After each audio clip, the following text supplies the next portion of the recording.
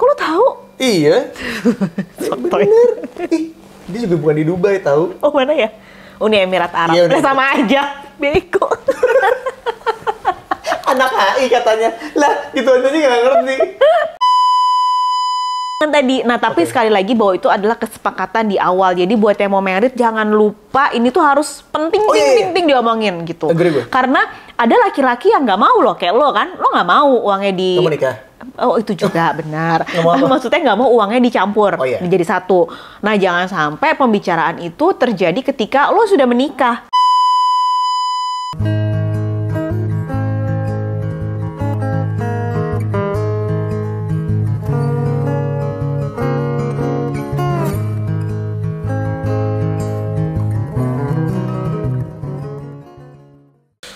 Halo guys, what's up? Welcome back again. Nggak sih, karena satu dan lain hal nggak ada yang gue agak awkward lagi. Jadi ya nggak sih, itu lagi break gara-gara kesibukan antara gue dan Susan yang memang susah banget buat ketemu gitu. Tapi, nah buat mengobati kekosongan di jamnya yang nggak sih, gue tuh punya section baru, namanya adalah Arios Talk. Jadi kita akan ngobrol sama orang-orang yang spesial buat ngebahas tentang yang spesial juga. Itu. Nah. Kali ini gue ngajakin temen gue. Gue sih pengennya jadi obrolan yang selalu sama dia ya. Tapi kebetulan dia juga. Tapi aku juga sibuk loh untuk informasi dulu di depan ya. Biar kelihatannya kalau kesannya tuh gue nggak sibuk gitu loh. Makanya gue bilang karena gue tahu lu sibuk jadi susah sebenarnya. Iya. Ya kan? Ini tuh aku bisa mengikhlaskan waktu di tengah kesibukanku. Nggak gini, hari ini aja lu nggak ngantor. Hah? Kok lo bilang-bilang? Nah kalau ada orang kantor gue. Hari ini aja lu bolos pura-pura sakit. Oke, sedikit profil tentang orang di sebelah gue, namanya adalah Pascalis Eswari. Coba saya hai dulu dong. Hai, apa sih lo nyebut followersnya apa? Nggak ada ya? Harusnya ada dong biar semakin hangat Ada dan nongkrong. akrab. Wah, MTV. gila. Dulu mantan. Mencat, tapi Eliminasi pertama. kasihan. Kita kembali lagi di Tralala Trilili. Ferry dan Agnes. Gila, angkatan sekarang mana tahu. Ferry siapa nih, mohon maaf. Ini kan namanya cinta. Bener kan Ferry dia? Oh, iya kan. Cinta. Iya deh, kalau nggak kita Mau di kenalin gue. kering. Oh Gua apa lupa. kabar dunia? Tetap asik. Tapi gue lupa dia siapa pembawa acaranya. Udah gitu ya, maksudnya kayak apaan nih? Angkatannya beda. Masa sih? Beda jauh, dia masih 20-an. Lo ya sama dong. Anyway, jadi sedikit profil tentang Pascalis Eswari. Dia ini adalah dulunya sih ya, dulu senior gue di kampus. Terus juga Gak beda setahun. Iya. kenal aja Iya. angkatannya. Iya bener. Sebut lo angkatannya. Jangan dong, kan ketahuan. Ntar ditit ya, ditit. Makasih. Jadi dia ini dulunya pernah jadi koordif gue juga di Himahi. Betul.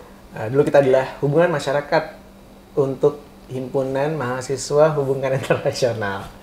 Dan dia adalah koordif gue anggotanya. Biasanya di Humas tuh emang yang jarang-jarang belajar gitu, kan senengnya main. Masuk himpunan. Tapi pada saat itu, FYI, gue tuh sebenarnya adalah pilihan kedua. Karena sebenarnya lu milih, jadi dia itu lebih milih temen gue. Shout out dulu buat Ios. Hai Ios Kusuma Mulya. Itu bukan milih, itu beneran lo. Lo kalau jadi seorang pemimpin tuh lo harus mencari yang terbaik untuk sebuah kesolidan tim. Jadi maksud lo gue nggak terbaik? Banyak yang baik waktu itu kan. Iya, yang terbaik. Jadi aku harus mensurvei dong. Nggak. Lo kalau nggak terbaik nggak dipilih dong. Oh, wow. Sehingga akhirnya gue terpilih untuk 2 tahun berturut-turut gitu ya di angkatannya Riri. Ya walaupun itu gue cuma jadi cadangan, tapi alhamdulillahnya gue yang kepilih. Dan gue berhasil membuktikan bahwa sampai dengan detik ini, bahkan di Humas gue adalah salah satu orang yang cukup berkontribusi. Karena gue selalu ada ketika reuni. Please ya kalau ada orang anak-anak Humas yang nonton ini, tolong tulis di komen. Nggak ntar lu. Dari timnya divisi Humas aja nggak ada yang ngumpul-ngumpul kayak kita. Kita? Iya. Oh. Bener nggak? Coba, lu Nggak, sama angkatan di atas lu Sibuk masih main banget. nggak? Yang satu tuh ya, bos gue dulu sekarang dia ada di Dubai. Di mana tuh ya ikut suaminya? Suaminya nih? Ya, Oh. anaknya Lagi Indonesia kembar. baru pulang. Kok lo tahu? Iya. Sotoy. Bener. Ih, dia juga bukan di Dubai tahu. Oh mana ya? Uni Emirat Arab. Iya, udah. Sama aja. Beko. Anak AI katanya. Lah, gitu aja nggak ngerti. Gila. Dia itu dulu di Teheran kalau nggak salah. Di mana? Ibu kotanya apa? Di mana?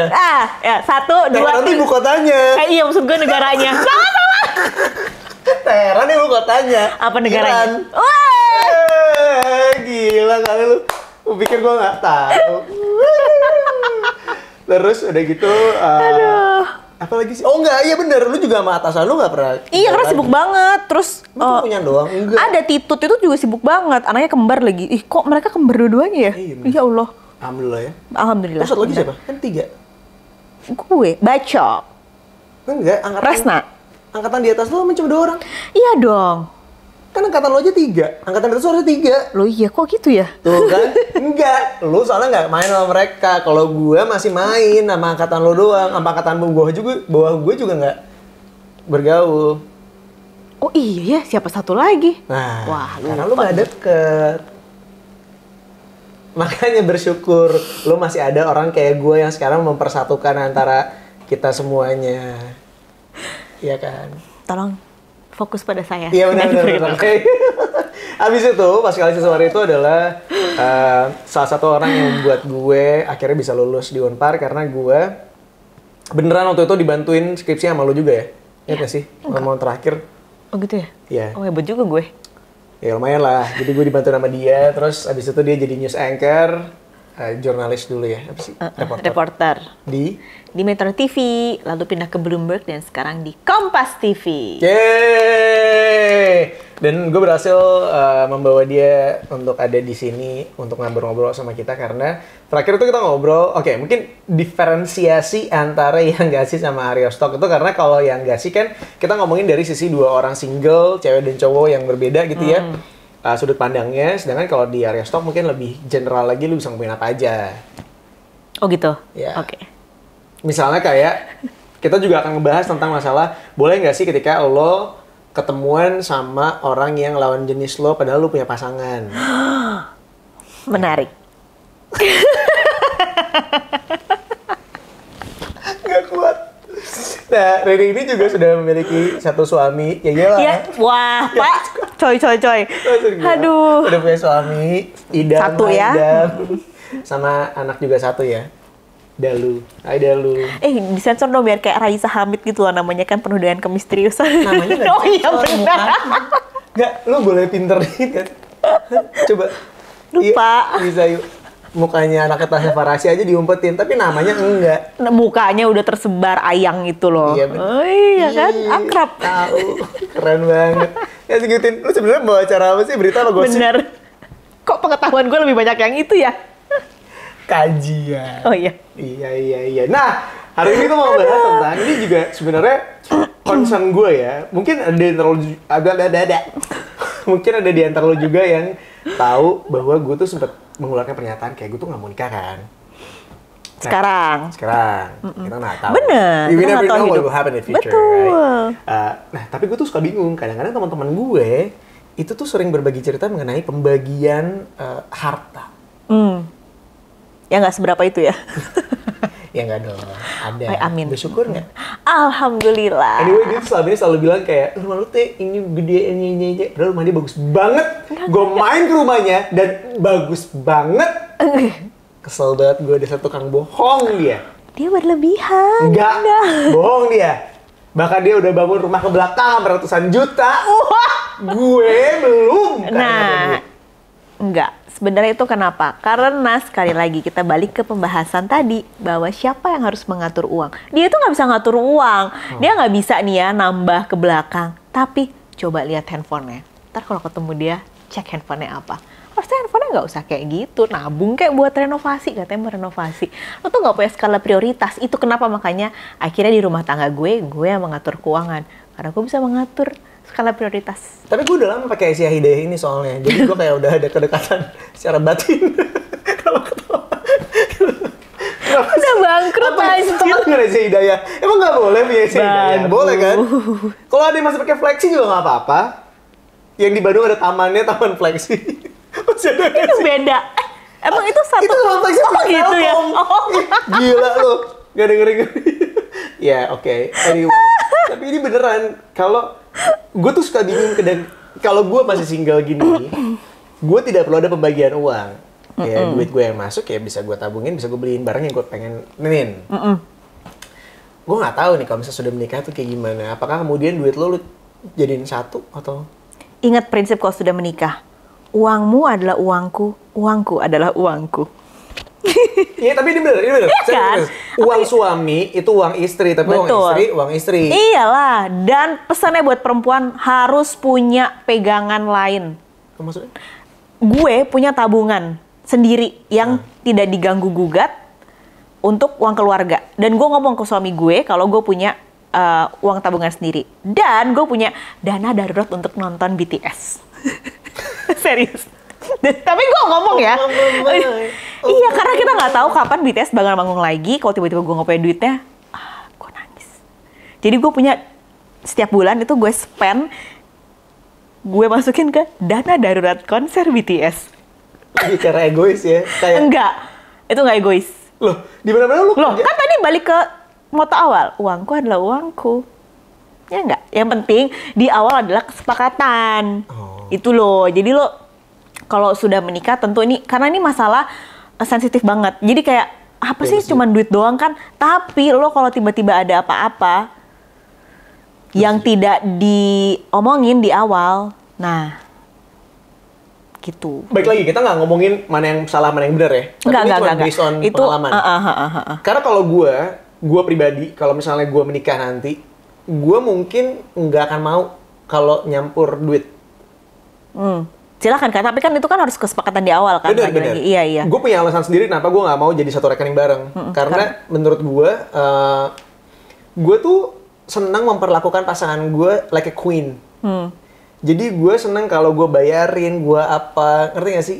Kayak gue juga, bukannya gue ngerasa gue superior ya, tapi gue merasa gue dibutuhkan sama pasangan gue. Dan gue bisa memperlakukan pasangan gue like-nya seorang queen aja. Jadi kayak misalnya, kamu mau apa, kamu mau ini, udah aku beliin deh, gitu, ngerti kan? Gue seneng tuh proses itu. Sedangkan kalau misalnya digabungin, itu tuh akan hilang rasa itu, ngerti nggak? Karena ya udah yang bayarin, otomatis bakal istri yang bayarin, ngerti nggak? Walaupun itu uang dari gue juga. Tapi bagian pembayarannya pasti lo yang bayarin, ke kasir dan lain sebagainya. Gue tuh I don't like that kind of situations menurut gue sih kayak gitu. Nah kalau gue nggak mau, karena gue tahu, karena kan itu tetap uang keluarga. Jadi misalnya gue udah pernah bilang, gue kalau dia ulang tahun, kalau gue nggak minta jangan kasih, karena gue tahu itu uangnya ya uang gue juga, uang kita juga, ya mungkin bisa buat beli buah sama vitamin. Ibu-ibu banget. Mahal guys. Ya, maksudnya, jadi gue udah pernah bilang jangan. Kalau gue mau minta sesuatu, gue akan bilang, gue mau ini. Dan itu pun karena gue tahu, oh suami gue masih punya budget untuk beliin gue kado. Tapi kalau gue tahu di bulan-bulan tertentu pengeluaran sedang besar, gue gak akan minta. Pun dengan makan-makan di restoran, gue nggak mau. Ya karena intinya karena keuangannya udah jadi satu, nggak usah sok surprise. Kasih sesuatu bunga-bungaan apalagi tuh. Tapi tadi lu bilang kalau suami lu masih ada budget, berarti suami lu tuh punya duit sendiri sebenarnya? Punya. Gue nggak, jadi semua nggak diambil. Jadi let's say gajinya 500 juta nih ya. Amin. Lu nggak gini ya, daripada lu nyebutin angka, lu nyebutin persenan aja. Loh, kan doa dulu dong di awal. Oke, abis itu, nah misalnya dari 100% nih. Amin lah, jahat banget. Amin Dam, amin. Misalnya dari 100% gaji dia akan meng-keep 25% di dia. Ujung-ujungnya lu pakai persenan juga. Ngapain lu nyebutin 500 juta di awal? Kan doa, gue udah bilang. Terus sekarang baru gue persen biar nggak pusing. Enggak. Jadi 25% dipegang sama dia untuk jaga-jaga. 2,5% dulu buat zakat. Itu pasti, itu adalah ketika... Kan digabungkan dulu gaji saya yang 500 juta dengan gaji 500 juta, 1 miliar, lalu kita hitung zakat bersama, gitu dong. Berapa coba harusnya? 7%. 7%. 7%. Teng. Aduh susah. Berapa coba 2,5%? Makanya sekarang kalau di aplikasi tuh udah ada kalkulator, nggak usah susah ngitung. Lu kan ngomong anak keuangan, lu kan ngomongin bisnis, lu kan ngomongin bisnis secara makro. Kalau bisnis buat kalkulator gitu, buat apa orang menciptakan kalkulator, ya nggak? Oke, fine.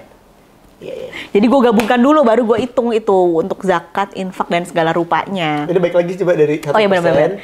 Berarti dia menyimpan 25% untuk pegangan dia sebulan, 75%-nya masuk ke rekening gue. Jadi tapi dia pun akhirnya sudah tidak memegang urusan rumah tangga. Oh jadi misalnya uang belanja, uang dia nggak tahu. listrik, air itu semua udah dari 75% itu? Yes. Cukup nggak cukup? Cukup nggak cukup? Cukup dong, harus 500 juta. Gimana sih? Iya, makanya rumahnya gede banget. Amin? Amin. Yuk, oke, terus. Apa tadi pertanyaannya? Jadi ya, intinya semua digabungin di tangan jadi digabungin, lalu gue baru menghitung nih per bulannya cicilan, ya kan, zakat, infak, alhamdulillah, terus belanja bulanan, itu pokoknya semua, baru kalau ada sisa, nah gitu. Itu pun pada akhirnya kalau dia mau sesuatu yang nilainya agak besar, dia harus izin dulu ke gue. Meskipun dia pakainya 25%-nya dia? Oh iya? Misalnya kayak dia mau beli mobil. Sepatu aja dia harus izin. Sepatunya harganya 40 juta misalnya. Ya, oke. Nih ambil sepatu yang harganya. Beli kok mobilnya pasti bersama-sama lah, harus tekan keluarga. Yang misalnya, buat sepatu Nike Air Jordan. Berapa tuh harganya? 3.500.000. Dia harus izin. Dia akan nanya. Hah, masa? Beli nggak ya? Kalau dia nggak nanya? Nggak pernah. Dia pasti nanya. Untuk masalah duit tuh dia pasti nanya. Berapa angka yang kemudian dia akan nanya? Di atas 1 juta pasti dia nanya. Gitu. Ya masa dia beli ciki dia nanya kan nggak mungkin. Dong. Ya, kayak isi-isi GoPay gitu kan. Merek. Nggak apa-apa. Oke. Ntar masuk ke kita. Itu pasti, itu udah urusan dia. Tapi kalau yang besar di atas 1 juta dia pasti nanya. Apalagi kalau mau cicilan. Kalau bentuknya cicilan kan, karena dia nggak pakai kartu kredit. Ria nggak boleh. Oh nggak ya. Nggak, tapi dia nggak pakai kartu kredit karena dia itu aja, suami gue itu baru belajar ngisi GoPay itu ya berapa bulan terakhir inilah. Kasihan deh. Orang zaman batu. Nggak beneran. Nggak, di otak gue langsung jadi mikir gini. Nggak, laki lu tuh antara baik banget sama emang gaptek aja gitu. Jadi kayak bener yang mana sih? Ya, nah, makanya jadi jadi cicilan segala macam karena kartu kredit gue yang punya, ya dia harus nanya. Kata lu tadi riba. Lu punya. Oh iya. Aduh susah, karena kalau bayar nonton Netflix harus pakai kartu kredit. Ya kan Spotify kartu kredit. Tapi bener, ini kartu kredit itu penting banget. Jadi gue pertama kali punya kartu kredit adalah karena ternyata kalau misalnya lo masuk rumah sakit, misalnya naudzubillah gue kecelakaan gitu ya. Lo tuh nggak bisa masuk ke kamar kalau lo nggak punya duit kan? Oh. Jadi lo bisa ngelakuin, yang bisa lo lakukan adalah lo taruh kartu kredit lo bisa masuk kamar.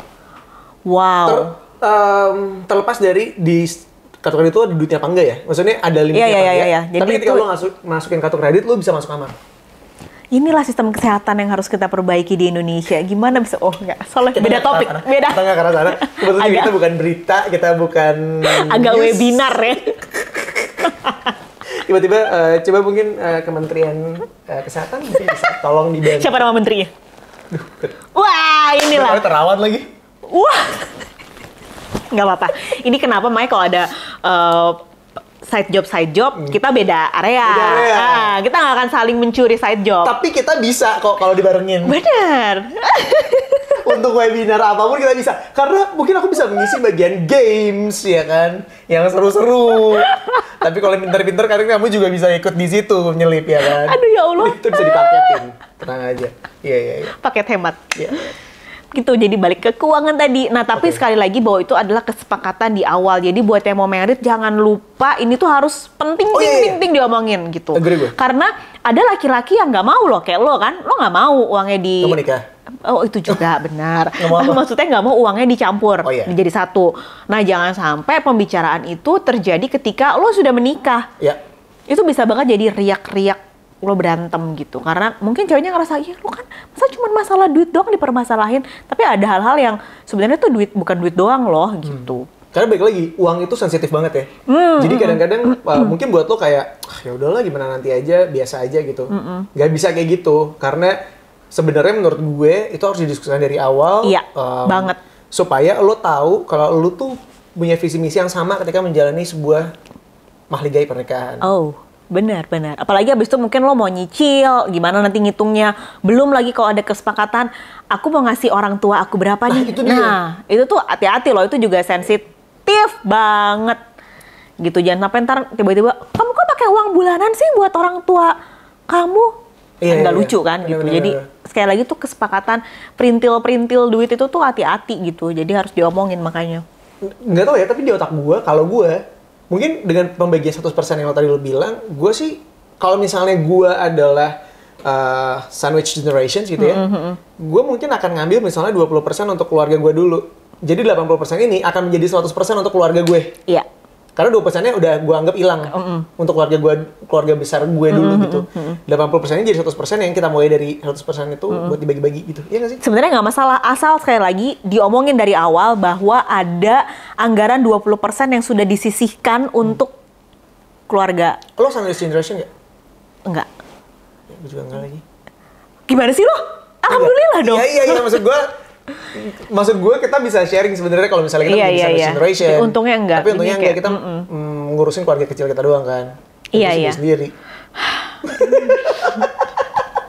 Ya sayang banget. Bener, nggak apa-apa. Jadi jangan lupa diomongin, pokoknya harus diomongin dengan jelas dan jangan pernah. Nah,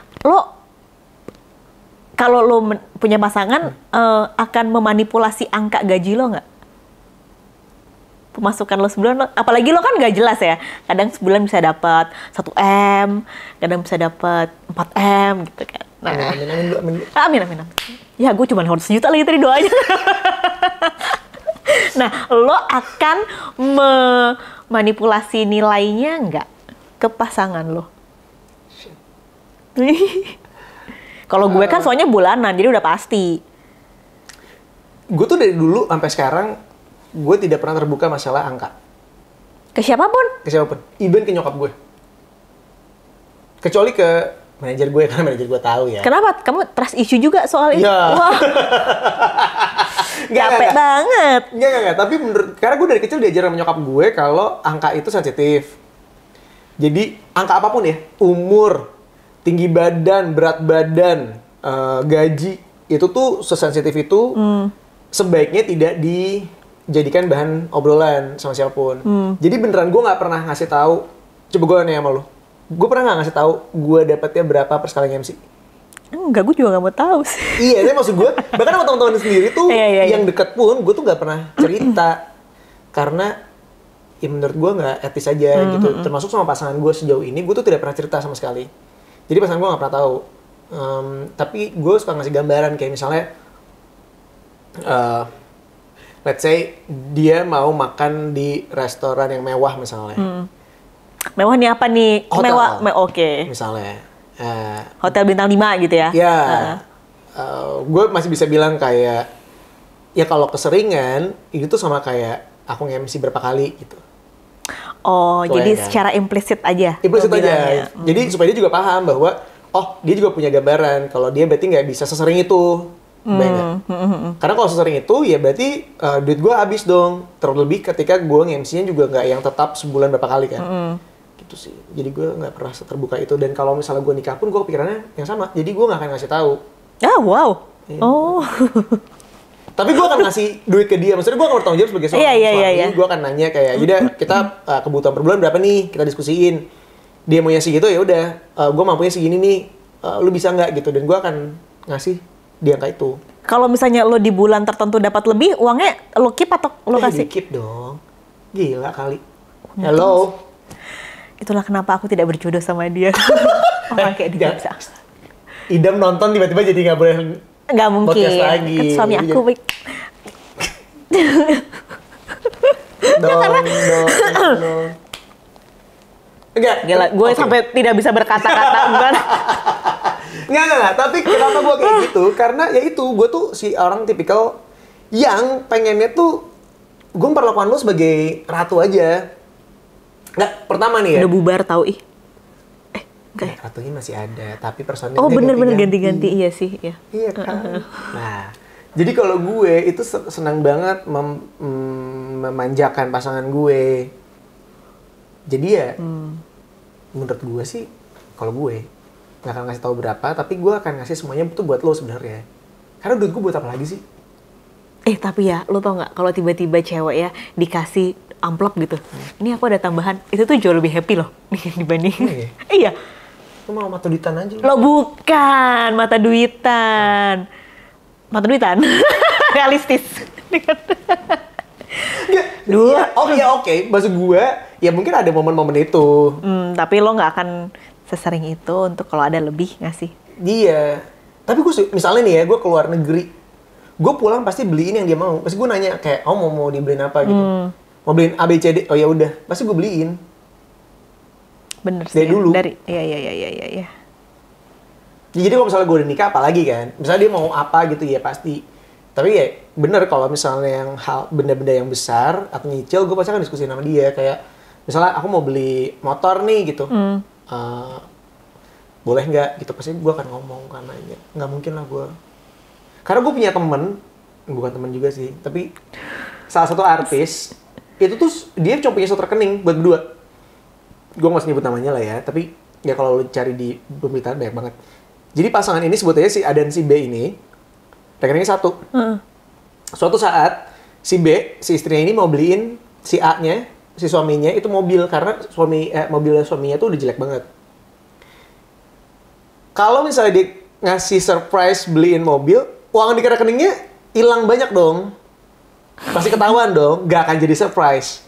Jadi akhirnya dilakuin tau gak apa? Dia minjem duit ke manajernya, ke teman-temannya, dikumpul-kumpulin buat beliin mobil. Terus beneran yang kayak pas ulang tahun suaminya, kayak ini surprise gitu. Suami kayak, habis itu dia nanya, kamu duit dari mana? Nah itu. Terus abis itu istri ngomong, duit dari teman-teman dan lain sebagainya yang nanti akan kita gantiin dari duit kita. Suami langsung jadi bete. Ini yang kenapa gue gak suka kejutan. Karena ujung-ujungnya sumbernya sama, ya duit kita. Kita bikin kejutan tuh menyenangkan. Enggak sih. Ya kalau kejutan harganya masih masuk akal, ya kalau kejutannya mobil tapi terus ngambil rekening.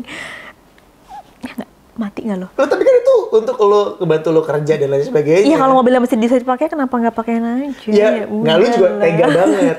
Tega banget lo ngasih laki lo mobilnya udah butut juga udah dibiarin. Ya nggak gitu dong, kalau lo jadi istri yang baik. Ini kenapa makanya dia nggak bisa renovasi belakang rumah dan torennya bocor guys. Ini terlalu hedon hidupnya. Sekarang. Nggak, tapi bisa. Iya. Kan kebutuhan gue juga banyak. Enggak. Lo tuh bedain kebutuhan sama keinginan. Itu tuh keinginan lo. Ya, keinginan itu. gue banyak. Keinginan gue banyak. Terlalu BM. Tapi kan kalau misalnya keinginan gue nggak banyak, nggak ada kamera-kamera ini, nggak ada lighting ini. Kan semuanya. Tapi ya, gue jadi ingat soal satu rekening bersama. Jadi nyokap gue tuh dulu kerja di bank. Nah makanya kenapa literasi dia cukup bagus lah ya. Sehingga gue alhamdulillah tidak sandwich generation. Nah dulu itu dia kerja di bank di Bandung, terus beberapa kali karena dia kerja di kampus, bank di kampus, dia tuh sering banget melayani nasabah yang membuka rekening bersama, padahal masih pacaran. Jadi pacaran terus buka rekening bersama satu untuk jadikan itu. Dan semuanya putus guys. Jadi itu adalah percaya tidak percaya, pamali ternyata. Masa? Terus nyokap gue bilang, kamu ntar kalau pacaran jangan buka rekening bersama sebelum nikah, pamali. Tuh ibu mah semua ya, itu mah putus, cenah. Cenah. Maknya langsung dah demi Allah tahir keureung aing. Pegat eta mah. Guys, demi Allah, bener. Sok atuh tong buka-buka rekening bersama ulah. Wow, Kazar. Ulah buka rekening. Bener gak sih? Mereka gue lebih pintar. Diam-diam. Jadi itu tipsnya buat yang pacaran, jangan buka rekening bersama. Pamali cenah. Tapi teman-temanku banyak kok yang buka rekening bersama untuk liburan bareng pas masih pacaran. Misalnya mereka mau ke Jepang bareng gitu ya. Terus mereka beneran nabung bareng buat ke Jepangnya gitu. Mereka membuka rekening baru bersama, atau misalnya cowoknya nyicil ya, nih tiap bulan gue kasih 400.000. Enggak. Bukan. Gue nggak tahu sih. Berarti teori nyokap gue kayaknya enggak, abis itu juga putus. Kan gue bilang pas lagi pacaran buat liburan bareng. Nah itu udahlah, rekening bersama tuh ketika sudah menikah aja. Udah paling benar. Emang kalau udah nikah nggak mungkin selesai? Wah emang mulut lo. Gue nanya, gue nggak tahu. Tapi gue nggak punya rekening bersama. Rekening gue cuma rekening gue dan rekening suami gue. Jadi duit suami gue ditransfer ke rekening gue. Gue nggak punya rekening yang untuk. Takut kan lo? Lo kan pasti akan berpisah dengan kematian, tapi nggak tahu kapan nanti. Masya Allah, alhamdulillah. Di jam segini, ayo kita sholat dulu. Sholat mulu. Bagus. Kan ada sunnah. Bener, karena berapa tuh sholat. Ya. Kasihan. Coba bayangin, beli baterai aja dia nggak mampu karena dia hedon? Nggak, lu harus tahu. Jadi mobil gue tuh kan remote-nya mati ya. Itu ada seminggu lebih, 2 mingguan deh mati. Jadi gue tuh harus menyulitkan diri kalau mau buka pintu, gue harus muter dulu, terus pakai kunci cadangan yang jitak gitu. Terus gue buka ke pintu sebelahnya, terus baru gue bisa naik. Dan mobilnya pun nggak bisa nyala. Jadi gue si kunci harus gue selipin ke dalam, pakai magnetnya baru gue bisa nyalain mobil gue. Dan Nah, ini kenapa akhirnya keuangan keluarga pun gue megang, karena gue yakin betul suami gue tidak bisa mengatur skala prioritas. Kayak lo. Ya kan? somehow I agree with this sih. Nggak, lo tuh harusnya bisa, lo bisa banget, lo uangnya ada sebenarnya, tapi lo nggak bisa ngatur skala prioritas lo. Nih ya, jadi dalam 4 bulan terakhir ini gue tuh lagi mencoba ini baru, kebiasaan baru. Jadi kan kalau orang-orang tuh ngamplopin ya, nah gue tuh nggak bisa tuh. Jadi, iya, nah gue nggak bisa, gue pernah nyoba nggak bisa gue, karena apalagi sekarang kan Taruh zamannya di bawah bantal. ntar jadi ngepet bertambah. Neng. Nah habis itu ketika gue coba yang amplop itu nggak bisa, karena kan sekarang udah banyak yang cashless juga, hingga akhirnya sulit karena gue harus pegang tunai gitu segala macam. Jadi sekarang gue 4 bulan terakhir ini mencoba per minggu gue selalu menghitung pengeluaran gue. Jadi gue udah bagi 4 nih. Per minggu? Per minggu. Jadi per minggu gue udah, jadi tanggal 1 sampai 10 misalnya, 11 sampai sekian. Nah itu gue akan menghitung pengeluaran apa saja yang gue keluarkan. Jadi tapi gue baginya nggak detail. Jadi kalau Gojek, transportasi semua udah, jadi gue hitung misalnya per bulan gue naik Gojek 25.000 misalnya, 25.000 dikali 30, jadi gue udah tahu kan. Nah itu udah di minggu awal. Jadi di minggu awal tuh biasanya pengeluarannya akan besar-besar karena ada cicilan, ada itu tadi Gojek, listrik segala macam. Nah yang perintil-perintilnya nih akan gue tulis juga, misalnya vitamin, makan di luar.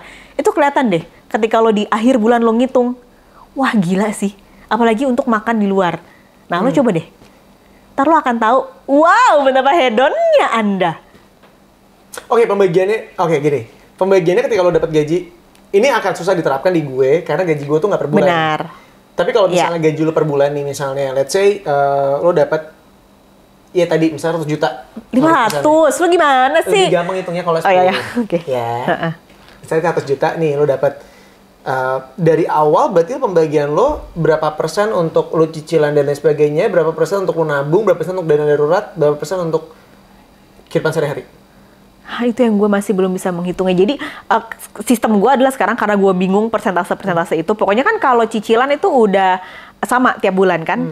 Jadi udah bisa ngitung, oke, ini berarti sekitar 25%-nya untuk cicilan. Nah yang gue bisa utak-atik adalah hal-hal yang sebenarnya hedonisme, kayak beli mainan anak, makan di luar. Itu kan masih bisa diutak-atik kan. Nah jadi gue selalu ngelihat, oh evaluasi nih, di bulan ke-1 gue makan di luar misalnya 20 juta.